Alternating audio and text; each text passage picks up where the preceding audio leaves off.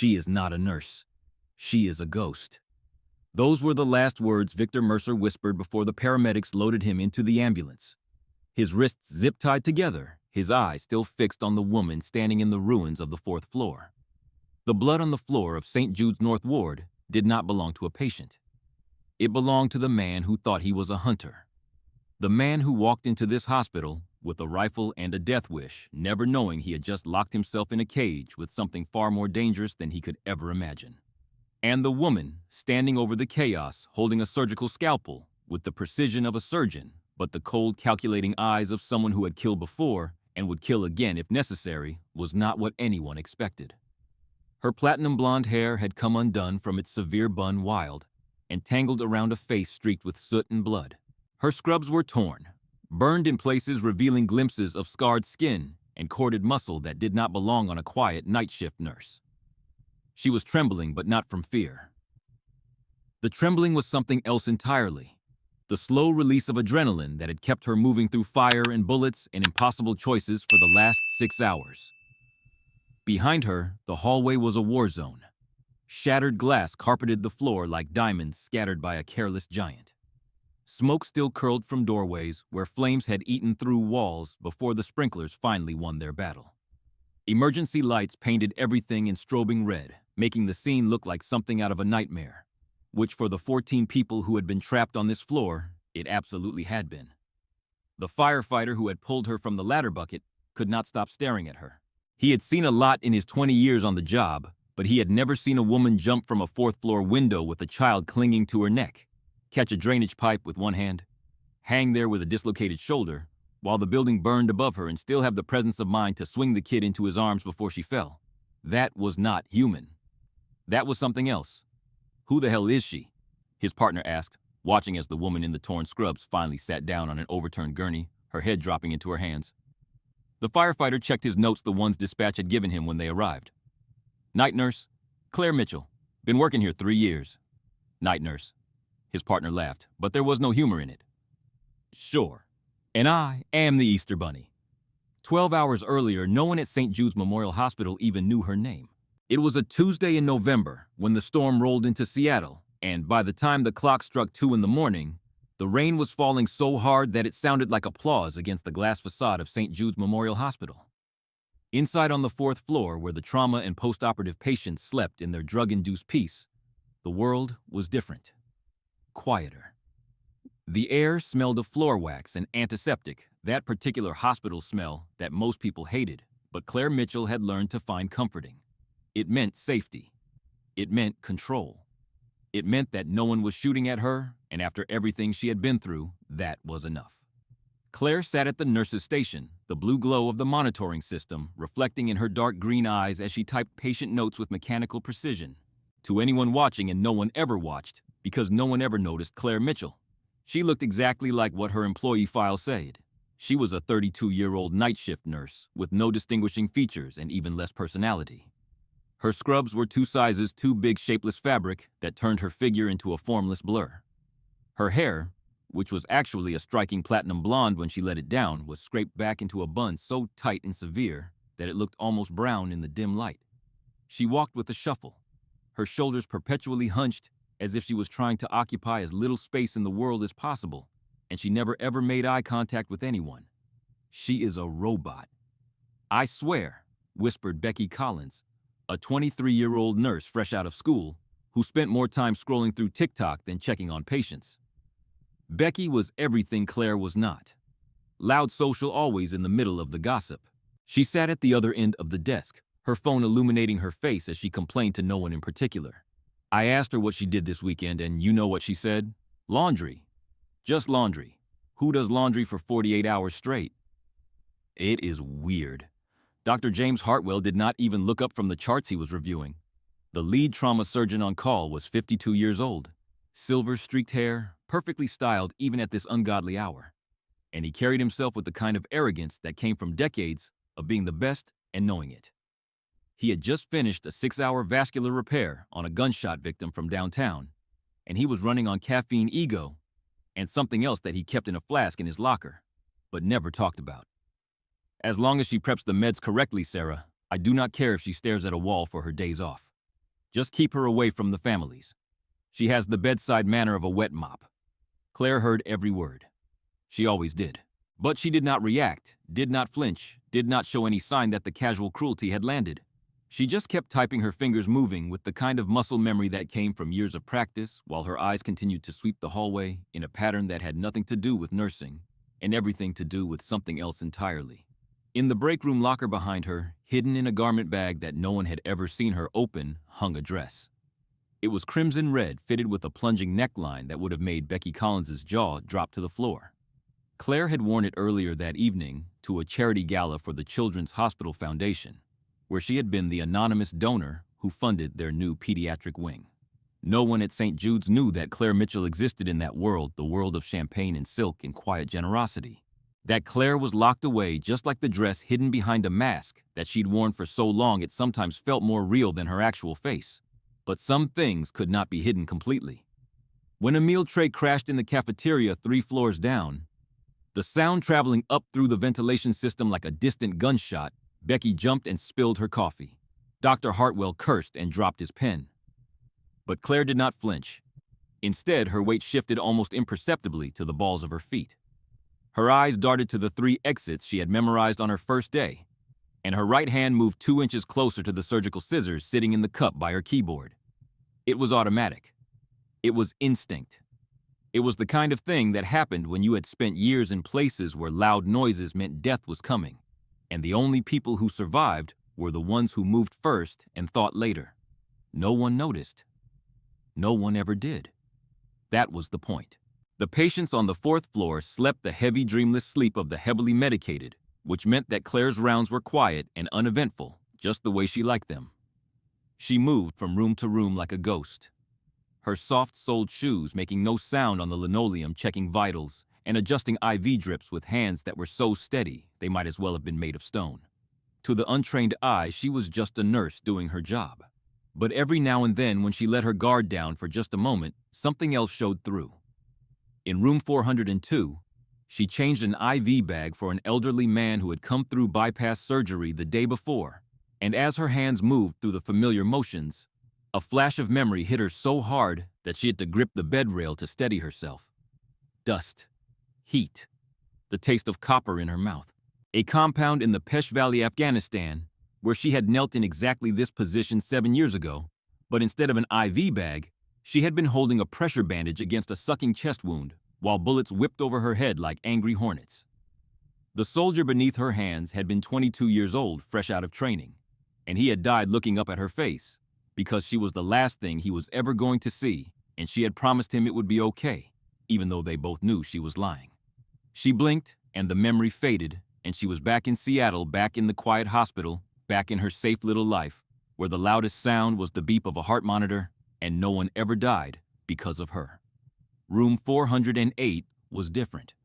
The patient there, a man in his late 30s, who had been admitted for a knife wound during an alleged robbery, was awake when she entered. That was not unusual. Some patients had trouble sleeping even with the good drugs. What was unusual was the way he was lying in the bed. His body positioned so that he faced the door, his back pressed against the wall, his eyes open and alert despite the medication that should have had him drooling on his pillow. Claire recognized that position. It was called hunter's rest, the way soldiers slept in hostile territory when they needed to be ready to fight the moment they opened their eyes. Their gazes met across the dim room, and for a long moment neither of them spoke. Claire saw the recognition in his eyes the same way she was sure he saw it in hers. This man was not a robbery victim.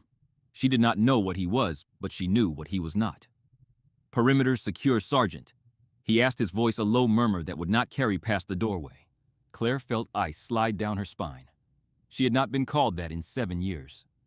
I am just a nurse, she said, keeping her voice flat, her face blank. Sure you are. The man smiled, and it was not a friendly expression. And I am just a robbery victim. We are all just what our paperwork says we are. She left without another word, but she made a mental note to check his file more carefully when she got back to the station. Ryan Shaw, room 408. Something about him did not add up, and in Claire's experience, things that did not add up had a tendency to explode at the worst possible moment. The supply closet was her last stop, and as she inventoried the medications and bandages with automatic efficiency, her mind cataloged other things entirely. The fire extinguisher by the door, 7 pounds of steel that could crush a skull if swung with enough force. The IV poles in the corner, 6 feet of aluminum that could be used as a staff or a spear. The surgical scissors in her pocket, short-range, silent, lethal, if you knew where to cut. She was not planning to use any of these things. She was not planning anything at all. But Staff Sergeant Claire Mitchell had learned a long time ago that the difference between the living and the dead was often nothing more than preparation and paranoia, and she had enough of both to last several lifetimes. Outside the window, lightning split the sky, and for just a moment, Claire's reflection stared back at her from the rain-streaked glass. In the flash of white light, she looked like a different person entirely. Dangerous. Alert. Ready for war. Then the darkness returned and the mask slid back into place, and she was just Claire, the night nurse again. Invisible and unremarkable, and exactly where she wanted to be. The sound that changed everything did not come from a patient's room, or a fallen tray, or any of the usual hospital noises that Claire had learned to tune out. It came from the elevator bank at the end of the corridor, and the moment she heard it, every cell in her body went from sleep to combat in the space of a single heartbeat. It was a metallic sound. A distinctive clack slide that she had heard 1,000 times in 1,000 different places. The sound of a rifle bolt being pulled back and released, chambering around and making the weapon ready to kill. She was in the utility room near the elevators, a small closet full of cleaning supplies and trash bins where she'd gone to dispose of some biohazard waste. The door was almost closed, leaving just a crack of light from the hallway, and Claire pressed herself against the wall and held her breath and waited. The elevator doors opened with a cheerful ding that seemed obscene given what stepped out of them. He was big, the kind of big that came from both genetics and dedication, easily 6'4" and 250 pounds of solid muscle packed into a heavy trench coat that was soaked through with rain.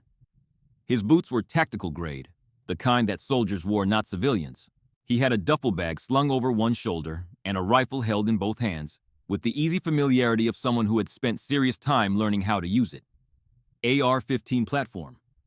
Claire's mind cataloged automatically modified with a short barrel for close quarters and a holographic sight that probably cost more than most people's monthly rent. This was not a gangbanger with a cheap pistol and a drug problem. This was a trained shooter with professional equipment and a specific purpose.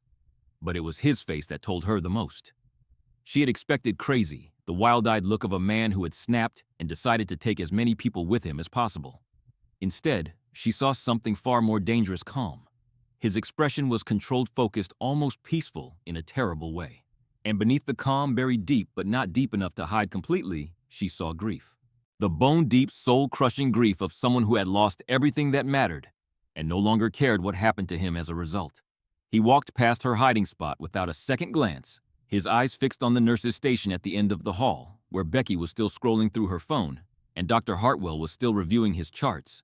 And neither of them had any idea that death was walking toward them with military precision and a 30-round magazine. Claire looked at her wrist. The watch there was not an Apple Watch or any of the smart devices that her colleagues wore. It was a battered old G-Shock that she had carried through 3 deployments and refused to replace, despite the scratches and dents that covered its face. 2:14 a.m. She touched her pocket, feeling for her phone, then remembered that she had left it at the desk when she went to take out the trash. Unarmed, no communication, trapped in a dead-end utility room with a wolf walking into a pen full of sheep. She could stay hidden. That would be the smart thing, the safe thing. Wait for him to pass, then slip down the back stairs and call 911 from the lobby and let the professionals handle it. She could be outside this building in 5 minutes, away from whatever nightmare was about to unfold. She looked through the crack in the door again. Becky was laughing at something on her phone, completely oblivious. Dr. Hartwell was rubbing his temples, probably thinking about the flask in his locker. The patients in their rooms were defenseless, drugged, unable to run even if someone warned them. Claire took a deep breath and made her choice.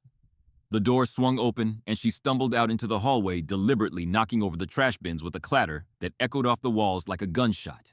The man spun around instantly, the rifle snapping toward her with trained precision, and Claire threw her hands up and let her whole body transform. Her spine curved into a hunch. Her face crumpled into an expression of pure abject terror. Her voice came out as a high-pitched wail that sounded nothing like her. "Please do not shoot. Oh God, please, I am just the cleaning lady. Please do not hurt me." She collapsed to her knees, making herself as small and pathetic as possible, her body language screaming harmless, helpless, not a threat. The man studied her for a long moment, and she could see him calculating, assessing, deciding whether she was worth a bullet. She kept her head down, let the tears flow, made herself into exactly what he expected to see, a terrified middle-aged woman who had been in the wrong place at the wrong time. "Get up," he said, finally, his voice flat and hard. "Walk to the desk with the others. Keep your hands where I can see them." Claire scrambled to her feet, keeping up the performance as she shuffled past him toward the nurse's station.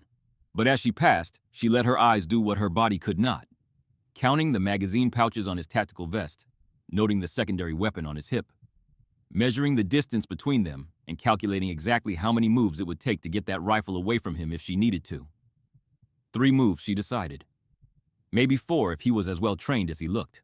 She filed the information away and kept moving. Behind her, she heard him follow, his boots heavy on the floor.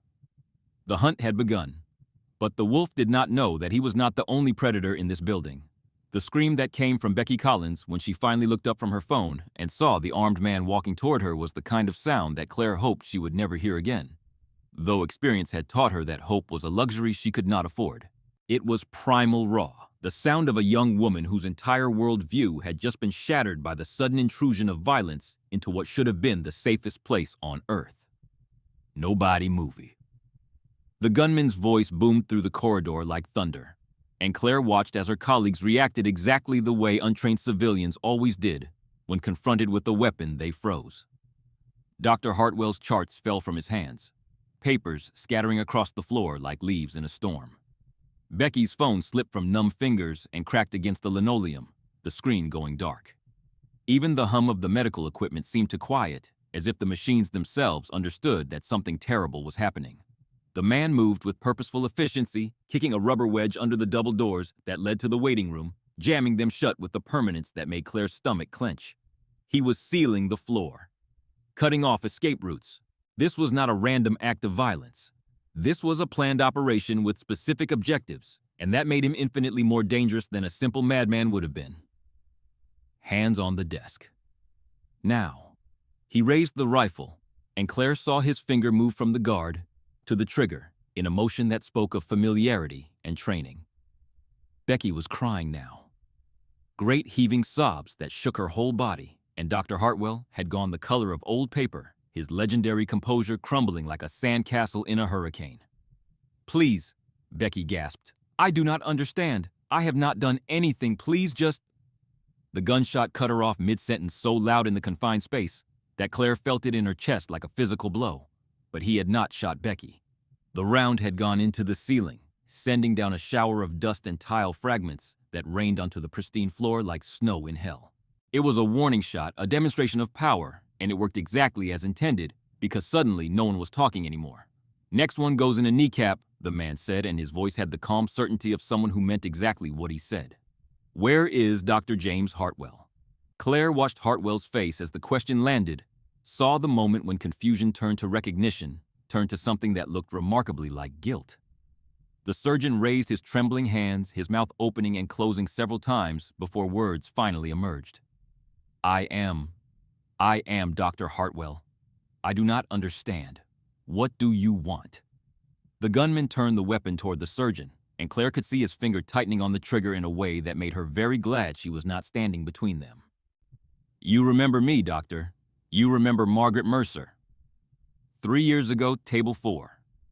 The name hit Hartwell like a physical blow, and Claire saw him stagger backward, his hand reaching for the desk to steady himself. Whatever color had been left in his face drained away completely, leaving him looking like a man who had just seen his own grave.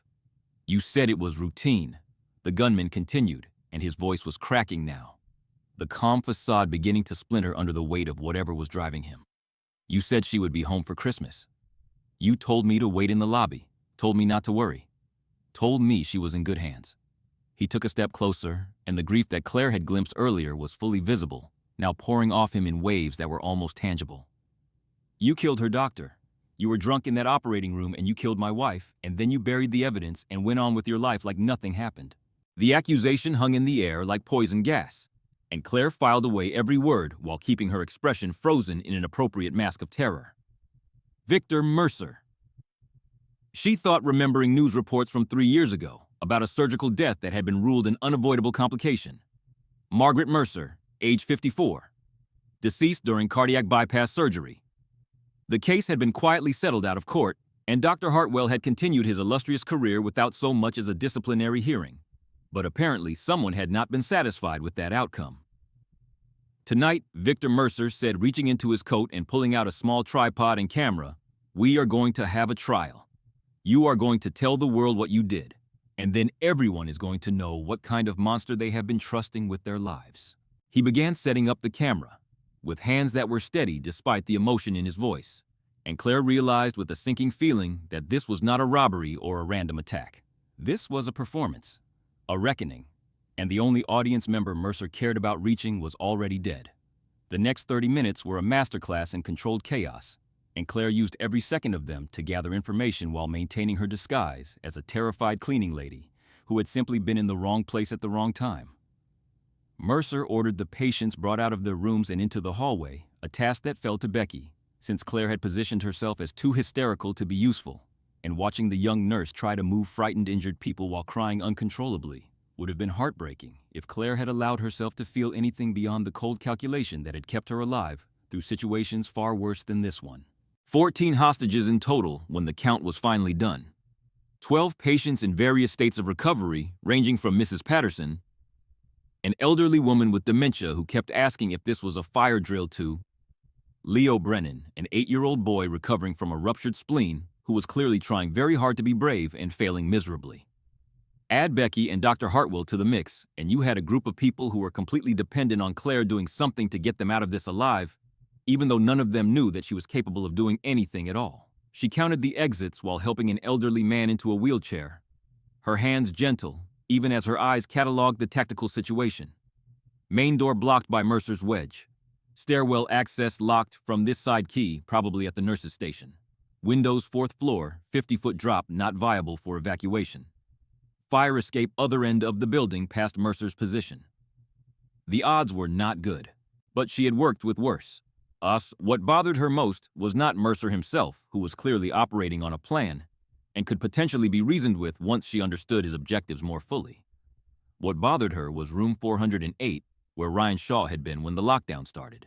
She had not seen him brought out with the other patients, which meant he was either hiding incapacitated or playing his own game that she did not yet understand. Another variable in an equation that already had too many unknowns. And then there was the matter of the security cameras. Claire had noticed it almost immediately, the way you notice a door that should be closed standing open, or a shadow that does not match its source. The small red lights that should have been blinking on the hallway cameras were dark. They had been working earlier, she was sure of it. She always checked the cameras as part of her mental security sweep when she started her shift. But sometime between midnight and now, someone had disabled them. Mercer had not done it.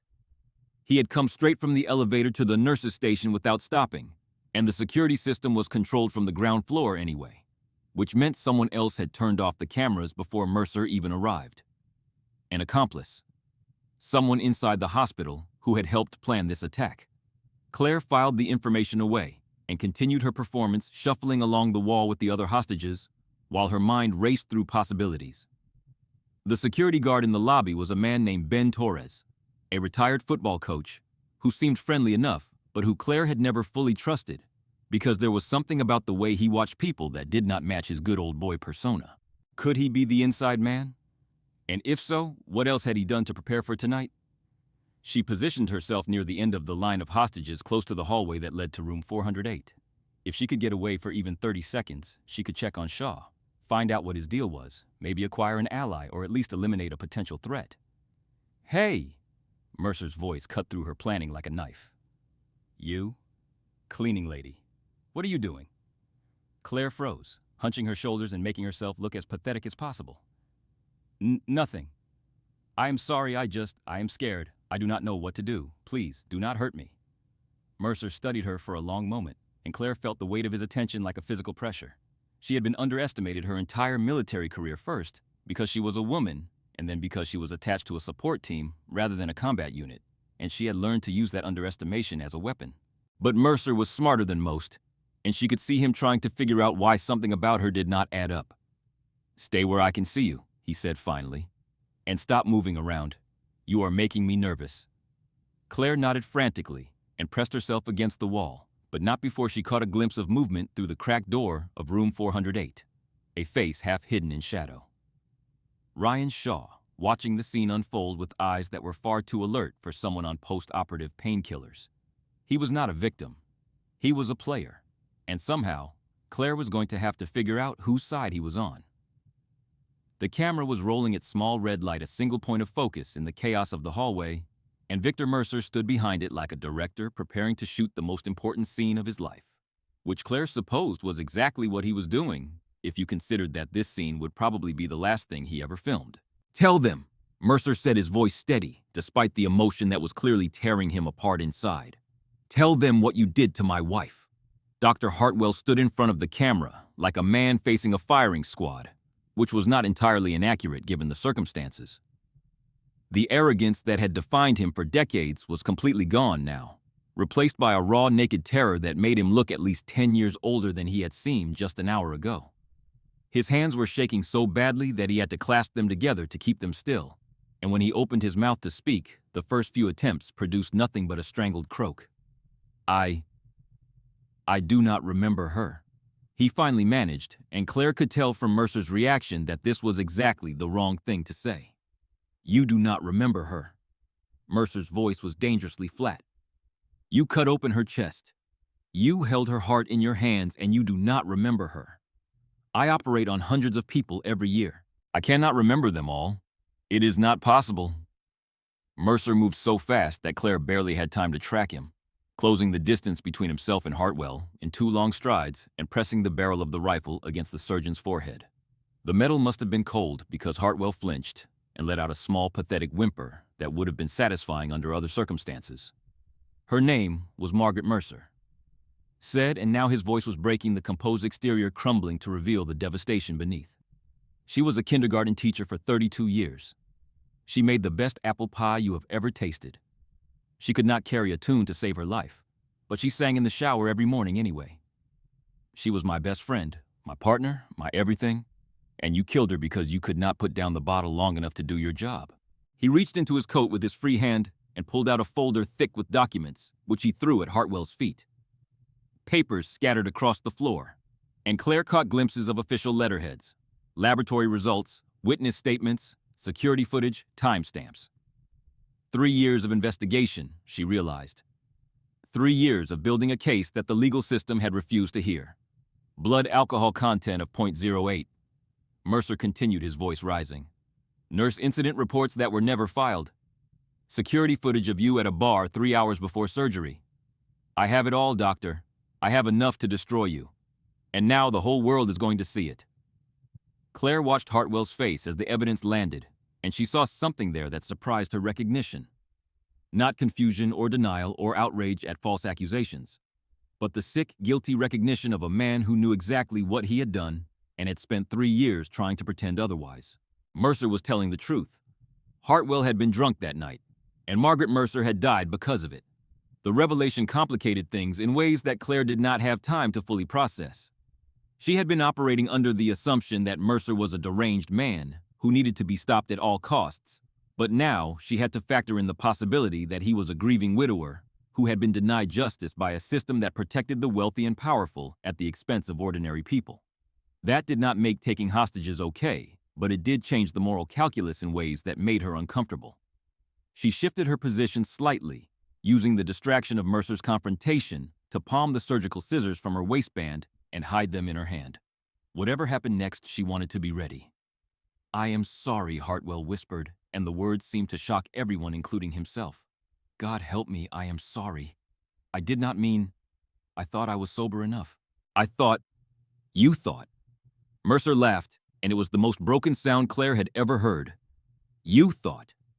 And my wife paid for your thoughts with her life." He stepped back, lowering the rifle slightly, and Claire saw her chance. If she moved now while he was distracted, she could close the distance and... Wait.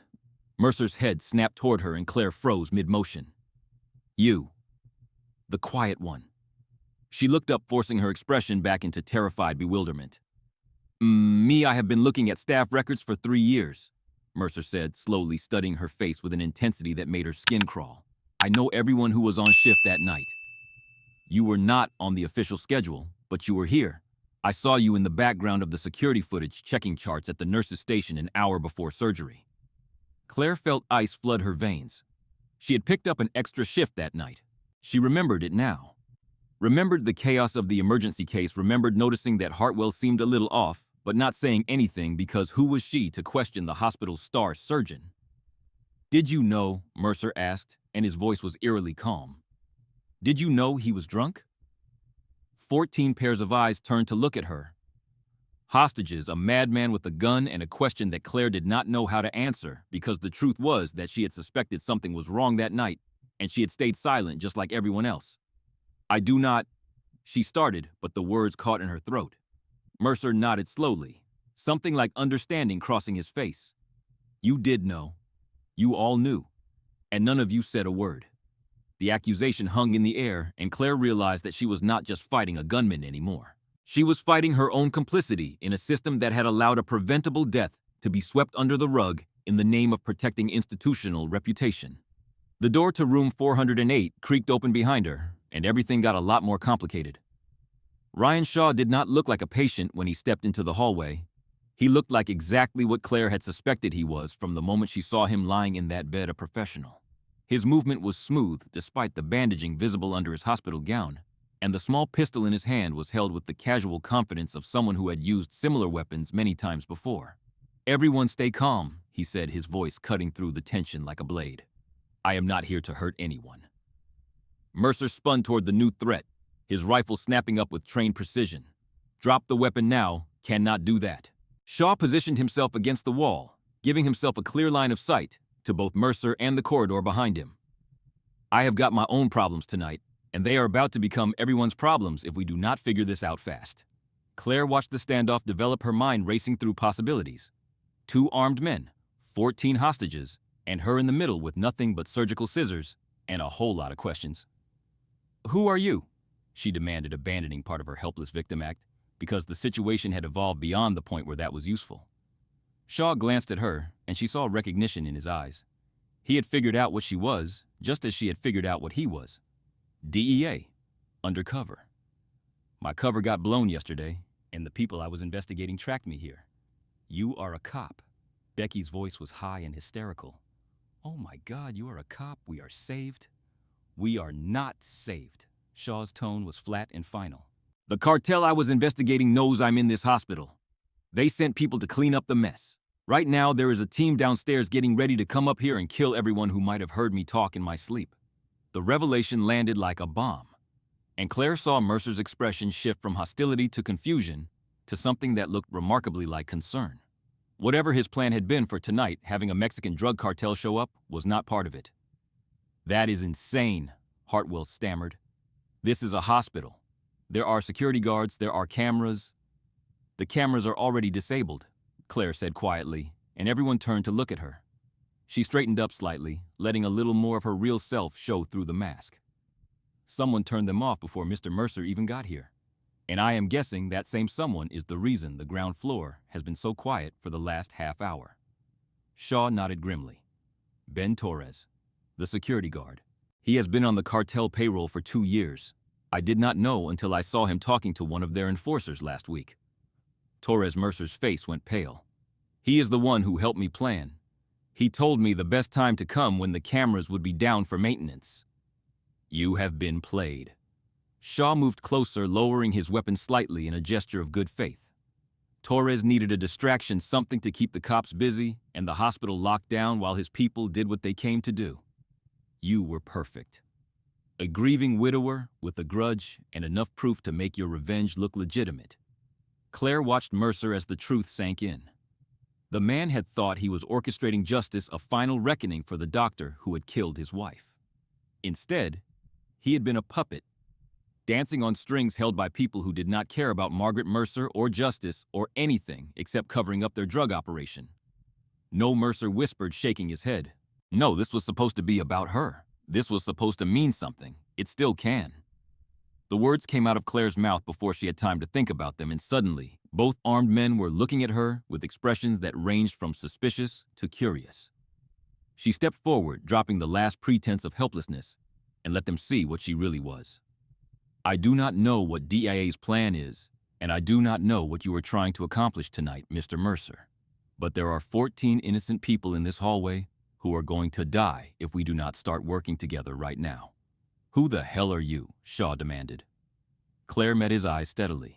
Staff Sergeant Claire Mitchell, 75th Ranger Regiment Cultural Support Team, retired. But some skills do not retire, no matter how hard you try to leave them behind. The transformation was complete. The hunched shoulders straightened.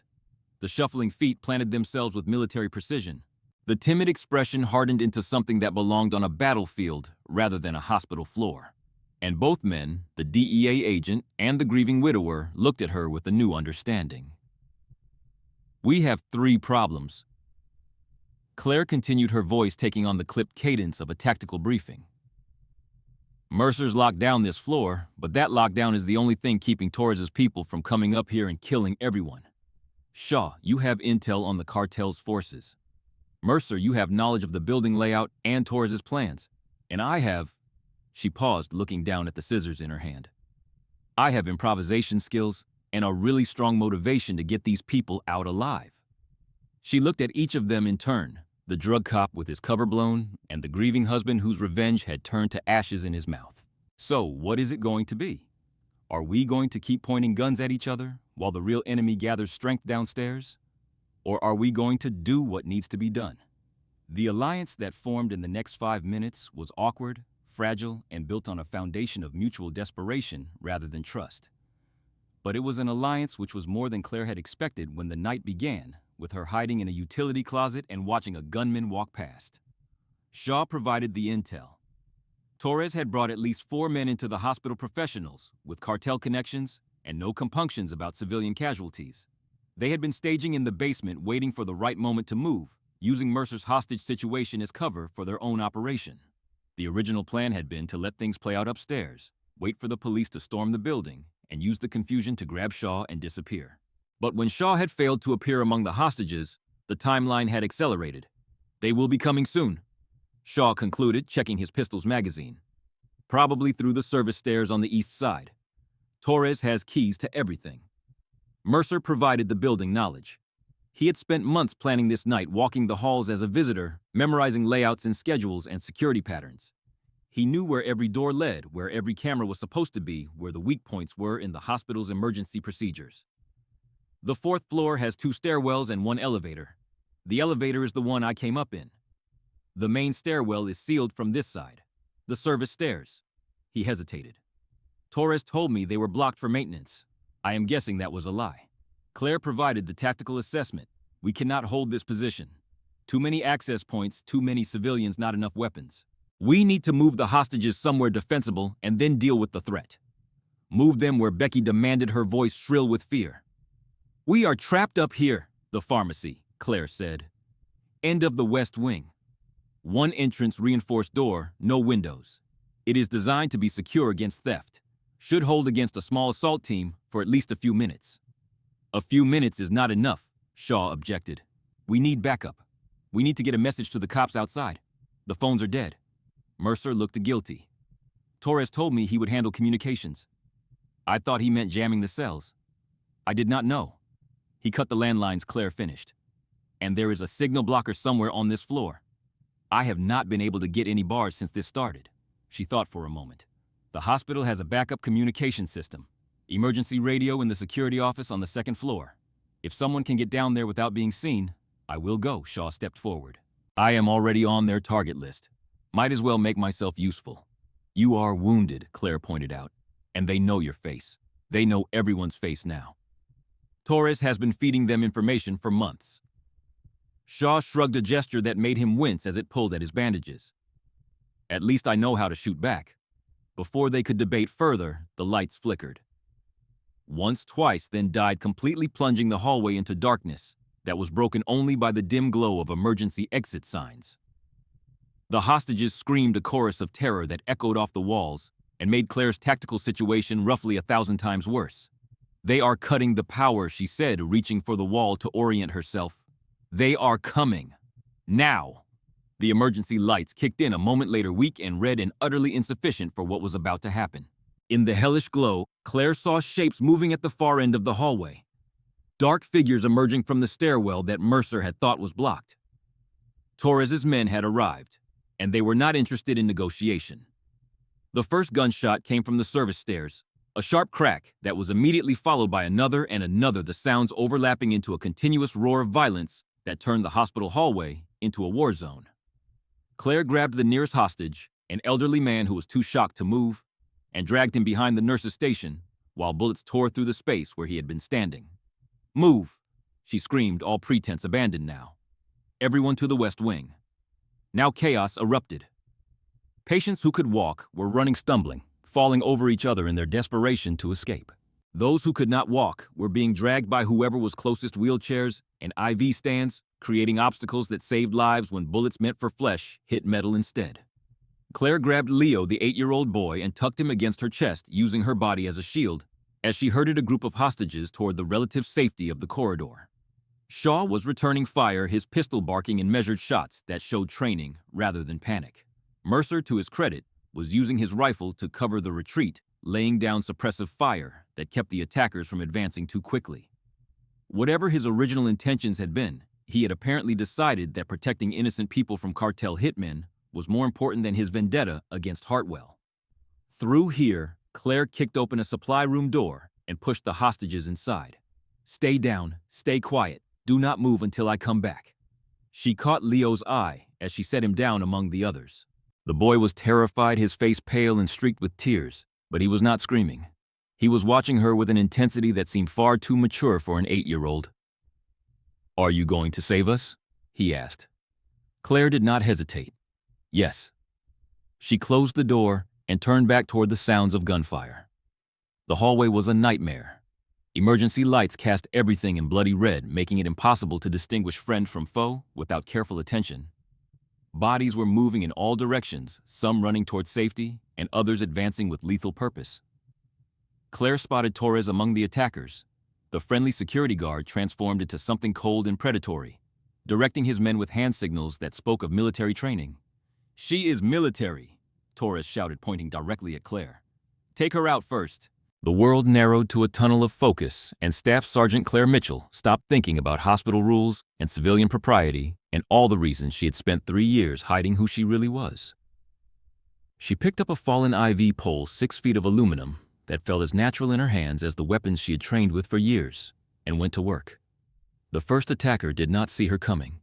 He was focused on Shaw, trying to line up a shot, and by the time he registered the movement in his peripheral vision, Claire had already swung the pole into his temple, with enough force to drop him like a marionette with cut strings. She caught his weapon as he fell, a compact submachine gun that she checked and cleared with automatic efficiency, and then she was moving again. "Mercer," she called out. "Cover the east corridor. Shaw with me." They moved like they had trained together, which they had not, but combat had a way of creating bonds that transcended formal introduction. Shaw flanked left while Claire went right, and between them they created a crossfire that forced Torres's remaining men to take cover. "Fall back!" Torres screamed, his confident demeanor cracking as his simple cleanup operation turned into something far more complicated. "Fall back to the stairs." But the stairs were blocked now. Mercer having finally found a use for his meticulous planning. He had jammed the door with furniture from a nearby room, creating a barricade that would take precious minutes to clear. Torres looked at his remaining men, then at the 3 armed individuals standing between him and his target, and made a decision. He pulled something from his vest, a small black device that Claire recognized with a sinking feeling, and pressed the button. The explosion came from below. Not on their floor, but close enough to shake the building and send plaster raining from the ceiling. Claire felt the shockwave through the floor, heard the distant sound of breaking glass and screaming alarms, and understood immediately what Torres had done. He had set the building on fire. "He is going to burn us out," Shaw said, his voice tight with controlled fear.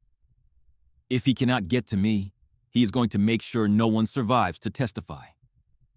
Claire looked at the smoke beginning to curl up from the ventilation grates, at the hostages huddled in their makeshift shelter, at the men who were supposed to be her enemies but had somehow become her allies in the last 30 minutes. The tactical situation had just gone from bad to catastrophic. Change of plans, she said, and her voice was calm despite the terror clawing at her chest. We are not defending anymore.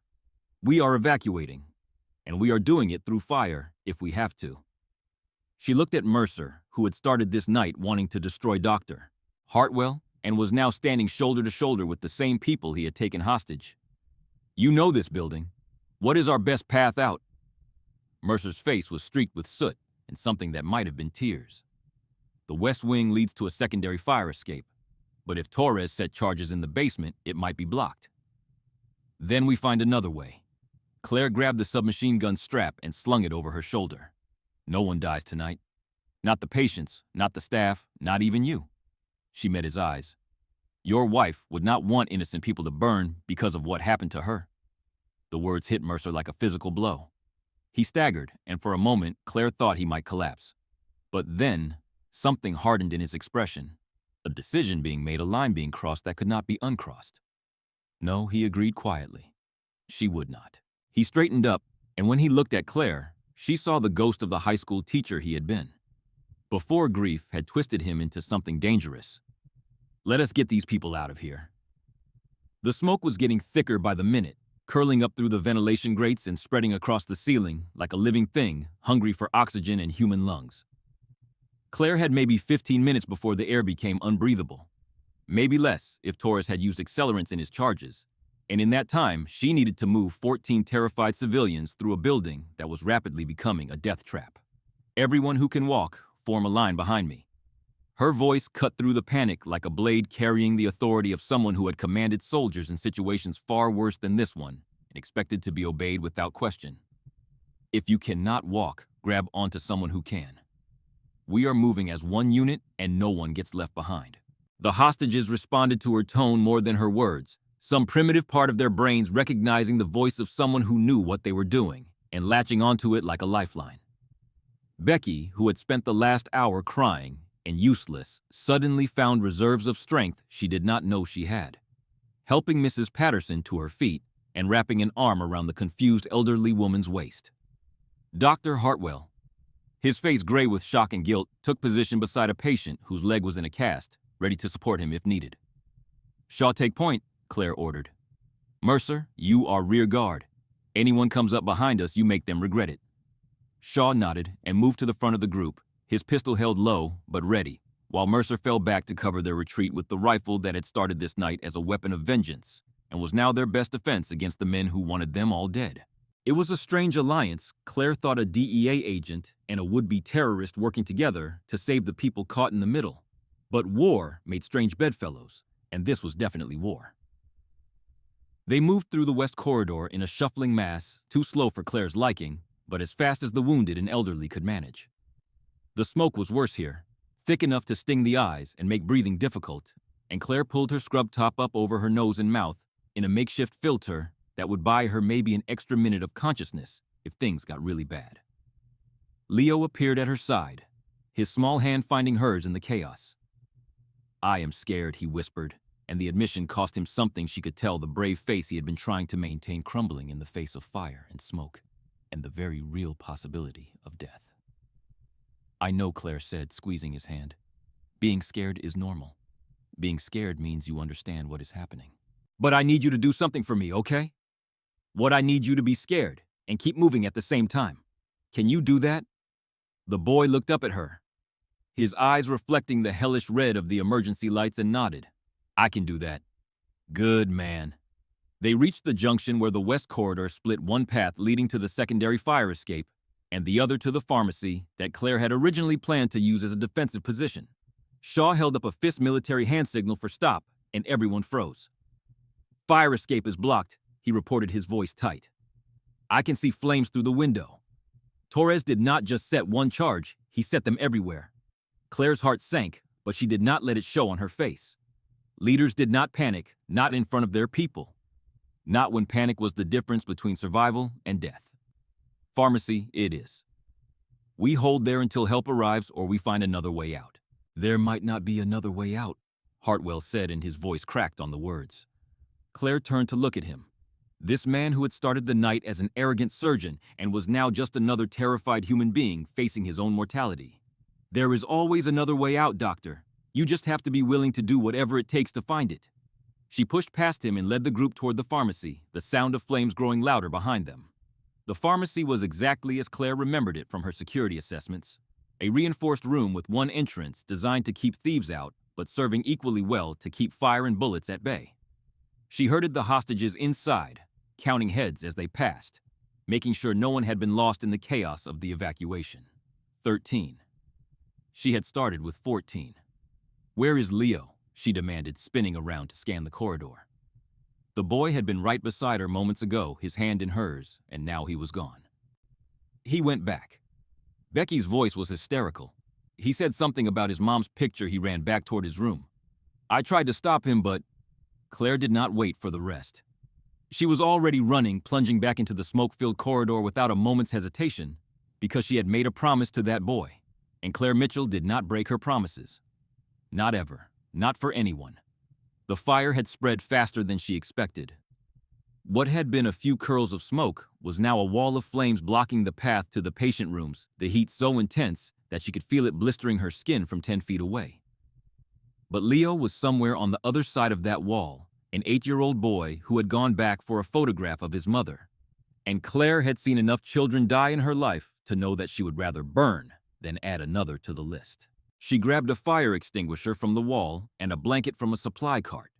Soaking the blanket in the water from a broken sprinkler head that was putting out more spray than actual firefighting capacity. She wrapped the wet fabric around her head and shoulders, took 3 deep breaths of the cleanest air she could find, and then she ran straight into the flames. The heat was indescribable. It was not just hot, it was a physical force pressing against her from all sides, trying to drive her back, trying to convince her that what she was doing was impossible. Her scrubs began to smolder. Her lungs screamed for air that was not poisoned with smoke. Every instinct she had was telling her to turn around to save herself, to let the boy go because he was already dead, and all she would accomplish by continuing was adding her own body to the count. She kept running. The corridor seemed to stretch forever, the flames creating an illusion of distance that her rational mind knew was false, but her terrified animal brain could not ignore. She counted doors as she passed them. 401, 402, 403, each one a landmark that told her she was making progress even when it felt like she was running in place. The fire extinguisher was empty now. Useless weight that she dropped without slowing down, and the blanket was starting to burn. She could feel the heat penetrating the wet fabric and reaching for her skin. Room 410. Leo's room. The door was closed, which was good because it meant the fire had not reached inside yet, but there was smoke pouring from the gap at the bottom, which meant she had minutes at most before the room became unsurvivable. She hit the door with her shoulder, felt it give way, and stumbled inside to find Leo huddled in the corner, clutching a small photograph to his chest and crying so hard that he could barely breathe. The window behind him was intact, a rectangle of darkness that showed the rain still falling outside, and Claire realized that this was their only way out. "Come here," she said, and her voice was raw from the smoke, but still carrying the authority that had gotten her through 3 deployments and 1,000 impossible situations. "Put your arms around my neck and do not let go. No matter what happens, you do not let go." Leo scrambled to obey, wrapping himself around her like a monkey, and Claire grabbed an oxygen tank from the corner of the room and swung it at the window with every ounce of strength she had left. The glass held. She swung again, feeling the impact jar through her arms, feeling the heat from the fire that was now eating through the door behind her. The glass cracked. One more swing. One more effort. Everything she had. The window exploded outward and the storm rushed in to meet them. The view from the 4th floor window was both terrifying and beautiful. A panorama of flashing police lights and fire trucks, and hundreds of people gathered below all of them, looking up at the burning building with expressions that Claire could not see, but could easily imagine. Rain lashed against her face, cold and sharp, and wonderfully clean after the poisoned air she'd been breathing.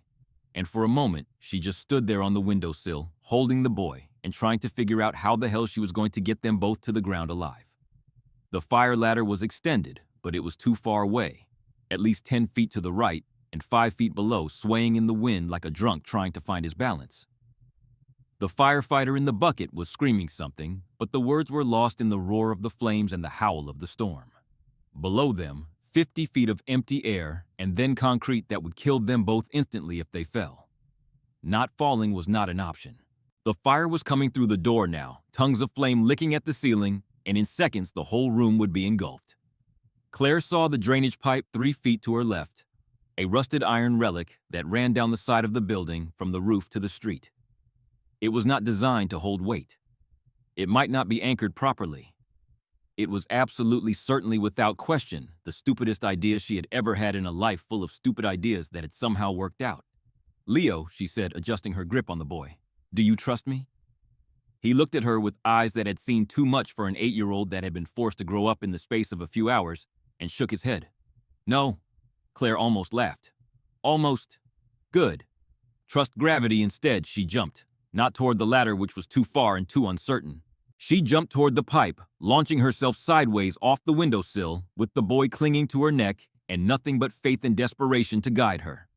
Her right hand caught the rusted iron, and for one glorious moment, she thought she had made it, thought she had pulled off another impossible feat that would become a story she told in bars when she was old and drunk and looking for attention. Then the wet metal slipped through her fingers. She fell clawing at the pipe with her free hand, while her other arm clutched Leo to her chest, her fingernails tearing against the rust and the rain and the absolute indifference of gravity. Her hand caught a bracket, a small metal fixture that had been installed decades ago to hold the pipe in place, and the sudden stop nearly dislocated her shoulder. Actually, it did dislocate her shoulder. She felt the pop and the explosion of pain that followed, but she did not let go because letting go meant dropping the boy, and she had promised him she would save him. She was dangling 40 feet above the ground now, one arm useless and screaming with pain, the other wrapped around a child who was sobbing into her neck, and the fire was roaring out of the window above her, a cascade of flame that painted the night orange and red, and reminded her of every nightmare she had ever had about burning alive. "Take him!" she screamed at the firefighter, who was desperately trying to maneuver the ladder closer. "Take the boy." She swung her body, using momentum she did not think she had left, pushing through the agony in her shoulder to create enough arc to close the distance. Leo, reach for him. Reach." The boy understood. God bless him, the kid understood exactly what she was asking him to do, and he unwrapped one arm from her neck and stretched toward the firefighter with everything he had. Their fingers touched. The firefighter lunged, grabbing Leo's wrist with both hands, and pulled him into the bucket with the strength born of desperation and training, and the absolute refusal to let a child die on his watch. Leo was safe. Claire swung back toward the pipe, her good hand reaching for something, anything to hold on to. Her palms slammed against wet metal. Her fingers slipped, and then she was falling again, tumbling through the rain and the darkness, and she thought about the red dress in her locker and the life she had never really lived, and all the things she would never get to do now that gravity had finally won. She fell one story before her boot caught on an air conditioning unit bracket, the impact spinning her around and slamming her body against the brick wall hard enough to knock what little breath she had left right out of her lungs. But she was still alive, still conscious, and her good hand found the metal grate of the AC unit and held on with a grip that would have bent steel if steel had been unlucky enough to get in her way. The ladder was moving now, the firefighter lowering it toward her with desperate speed, and Claire hung there 30 feet above the ground, battered and burned and broken in at least half a dozen places, and waited for salvation to arrive. "I have got you," the firefighter shouted as the bucket finally came within reach. "Let go. I have got you." Claire let go. She collapsed into the bucket, a heap of torn scrubs and burned skin and absolute exhaustion, and the only words she could manage were, "The boy, he is safe." "You saved him." Claire closed her eyes and the world went away. The scene on the ground was chaos, organized into something resembling order emergency personnel swarming around the burning building, while police held back the crowds of onlookers who had gathered to witness the disaster. Claire was loaded onto a stretcher and rushed toward an ambulance, but not before she caught glimpses of the aftermath of the night's events unfolding around her. Victor Mercer was in handcuffs being led toward a police car by officers who looked almost apologetic as they performed their duty. He had not tried to run when the firefighters broke through to the 4th floor. Instead, he had been found helping Mrs. Patterson down the stairs, the elderly woman who had reminded him of his mother, supporting her weight with arms that were shaking from exhaustion and smoke inhalation. The rifle that had started the night as a weapon of terror had been abandoned somewhere in the chaos, forgotten in favor of more important work. The video Claire heard him say to one of the officers, "Make sure someone saves the video. The people deserve to know what really happened to my wife." The footage from his camera had already gone viral. She would learn later uploaded automatically to a streaming service before the fire had destroyed the physical evidence. Dr. James Hartwell's confession was playing on every news channel in the country, and the hospital's legal team was reportedly in full panic mode trying to contain the damage. But that was a problem for another day. Another set of people who got paid to worry about such things. Ben Torres was in custody as well, dragged from the burning basement by a SWAT team that had finally breached the building when the fire made waiting impossible. His cartel connections were being unraveled by federal investigators who had been tracking the organization for months, and the evidence that Ryan Shaw had gathered during his undercover operation was more than enough to bring down dozens of people who had thought themselves untouchable. Torres would spend the rest of his life in federal prison, assuming the cartel did not arrange for him to have an accident before he could testify. Shaw himself was being loaded into an ambulance a few feet away from Claire. His shoulder wound reopened, but his spirit apparently intact. He caught her eye as they wheeled him past and raised his good hand in a small salute. "Hell of a night, Sergeant," he called out. "Could have been worse," Claire replied, and she actually meant it. The last thing she saw before the ambulance doors closed was Leo wrapped in a shock blanket and clutching his photograph being held by a woman who must have been his mother. The woman was crying, her face buried in her son's hair, and Leo was looking at Claire with an expression that she would remember for the rest of her life. He was alive. They all were. Every single hostage had made it out of that building against odds that should have been impossible, because one woman had refused to accept that some people were meant to die tonight. The ambulance doors closed, and Claire finally let herself stop being a soldier. The steady rhythm of the heart monitor was the first thing Claire became aware of when she finally clawed her way back to consciousness, that familiar beep beep beep that she had listened to thousands of times during her years as a nurse, but had never expected to hear from the other side of the equation. She opened her eyes to the sterile white ceiling of an ICU room, and for a long disorienting moment, she could not remember where she was or how she'd gotten there. Then the pain hit her, and everything came flooding back. 3 broken ribs, a dislocated shoulder that had been reset while she was unconscious, second-degree burns across her back and arms that the doctor said would heal, but would leave scars, smoke inhalation damage to her lungs that would require weeks of therapy to fully repair. And underneath all of that, a bone-deep exhaustion that made her wonder if she would ever feel normal again. "Welcome back, Sergeant." The voice came from her left, and Claire turned her head to find Dr. James Hartwell sitting in a plastic chair beside her bed. He looked terrible, she noted with some satisfaction. Dark circles under his eyes, stubble on his chin, the kind of haunted expression that came from confronting truths you had spent years trying to avoid. He was wearing civilian clothes instead of his pristine white coat, and there was something different about him that she could not quite identify until she realized what it was. The arrogance was gone. The man who had treated her like furniture for 3 years, who had snapped at nurses and dismissed anyone who dared to question his judgment, had been replaced by something smaller and sadder and infinitely more human. "I read your file," he continued, his voice barely above a whisper. "All of it. The deployments, the commendations, the things you did over there that most people could not even imagine." He paused, swallowing hard. "For 3 years, I treated you like you were nothing. I snapped at you. I ignored you. I made jokes about your bedside manner to the other staff.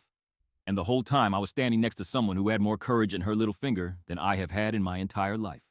Claire did not say anything. She did not need to.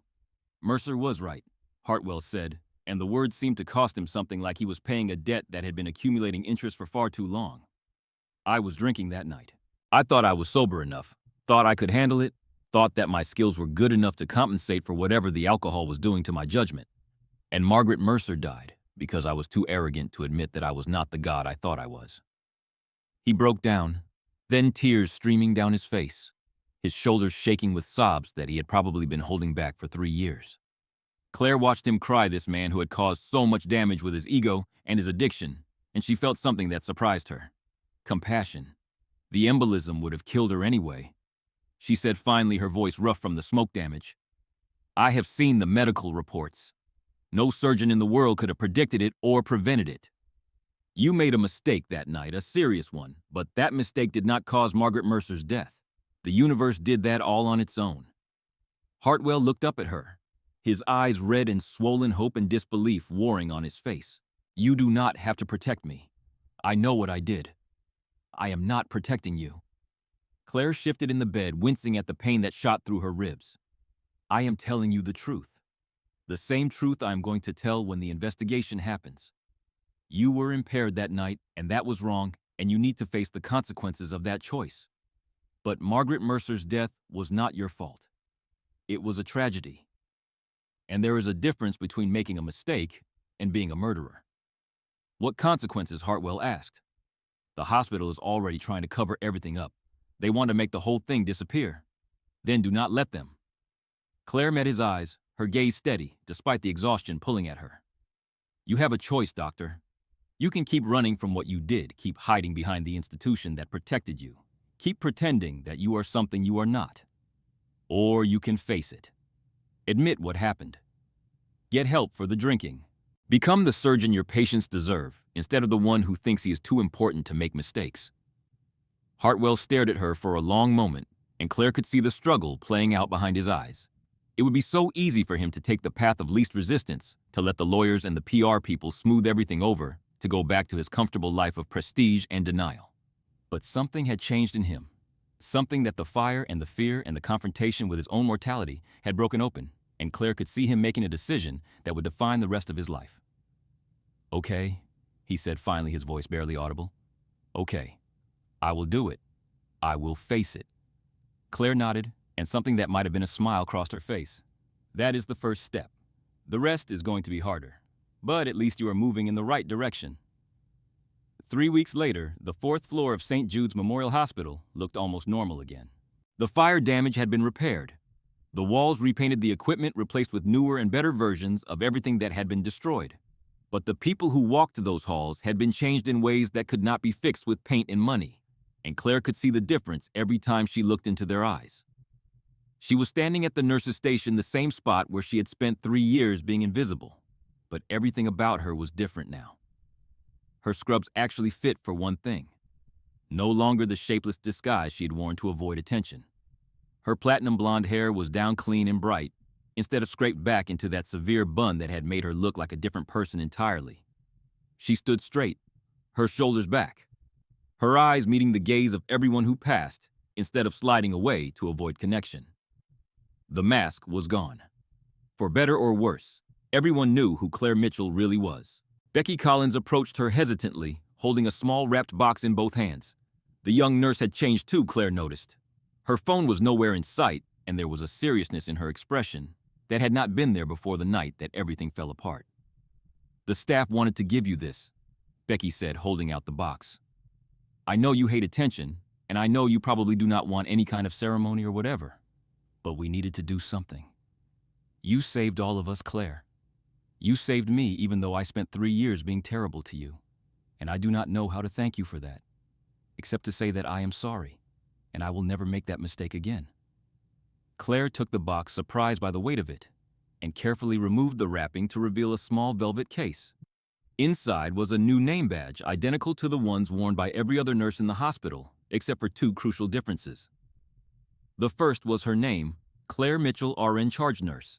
The second was a subtitle that made her throat tighten unexpectedly. 75th Ranger Regiment retired.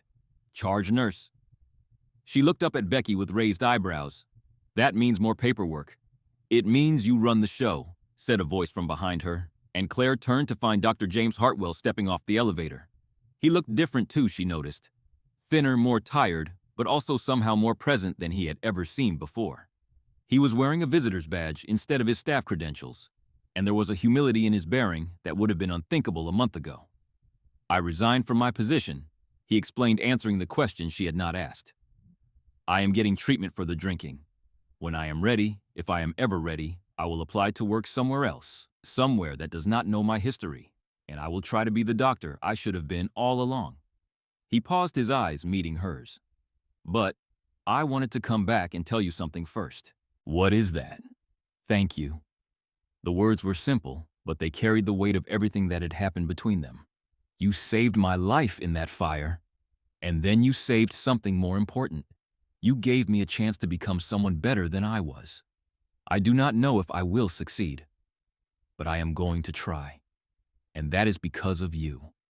Before Claire could respond, a small figure burst through the stairwell door and ran toward her with the kind of energy that only children and golden retrievers seem to possess. Leo Brennan, fully recovered from his injuries, launched himself at Claire with enough force to make her stumble backward, his arms wrapping around her waist in a hug that seemed determined to squeeze all the air out of her lungs. "You came back," he shouted, his face pressed against her stomach. "Mom said you might not come back, but I told her you would, because you promised you would save us, and you did.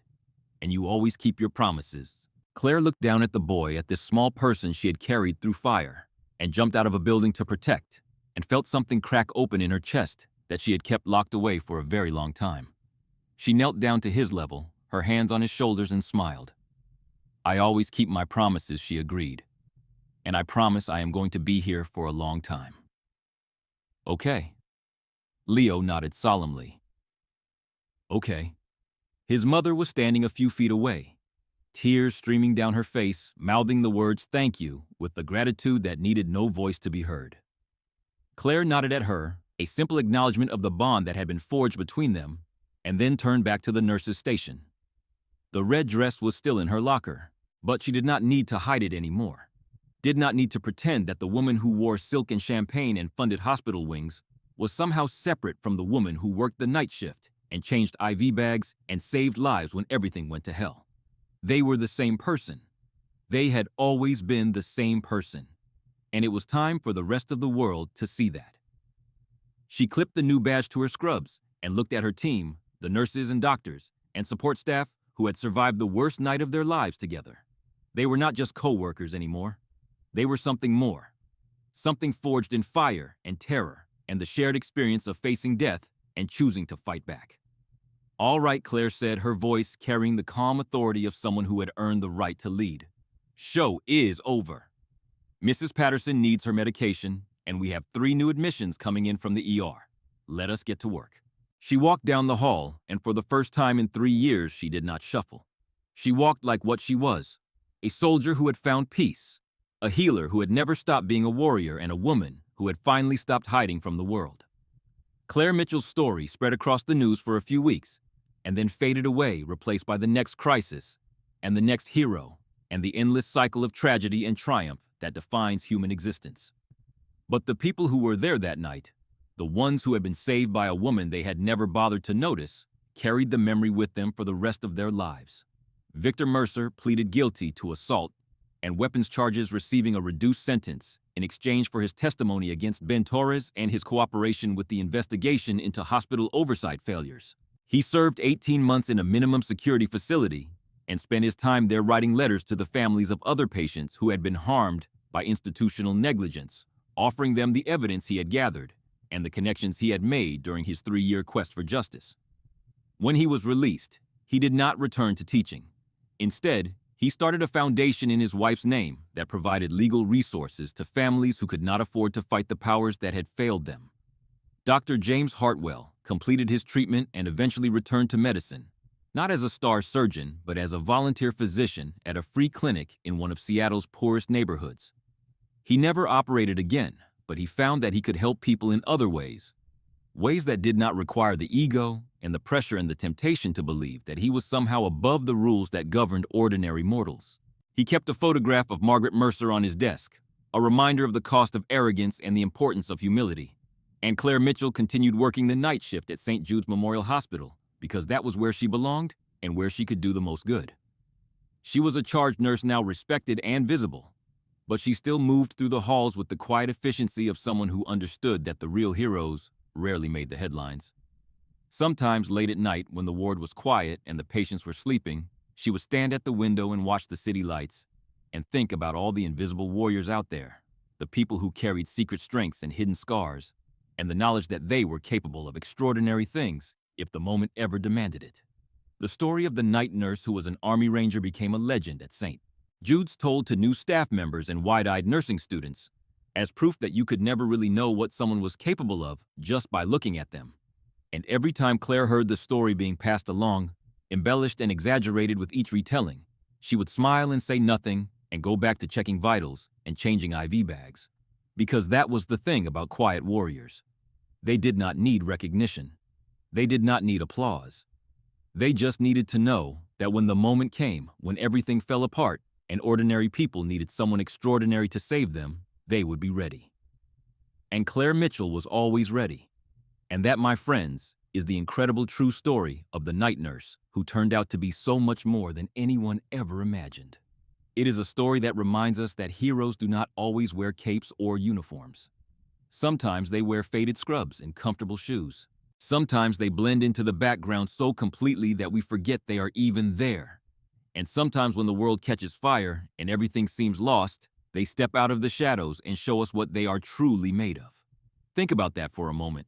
Think about the people you pass every single day without a second glance. The quiet coworker who never speaks up in meetings. The tired cashier who scans your groceries without making eye contact. The night shift worker who is gone before the sun comes up. What battles are they fighting that you will never know about? What strength are they hiding behind their ordinary masks? What would they be capable of if the moment demanded everything they had to give? We live in a world that celebrates the loud and the flashy, the influencers and the celebrities, the people who demand attention and get it. But maybe, just maybe, the real heroes are the ones who never ask for recognition at all. The ones who do their jobs quietly and competently and never expect a single word of thanks.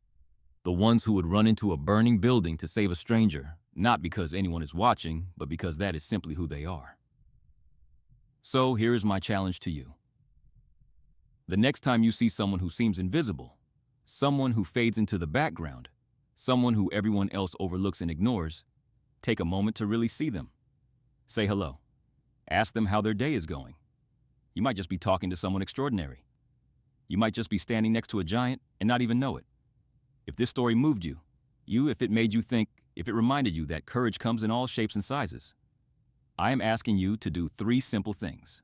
First, hit that like button. It sounds small, but it helps more people discover stories like this one. Stories that matter. Stories that remind us what human beings are capable of when we choose to be brave.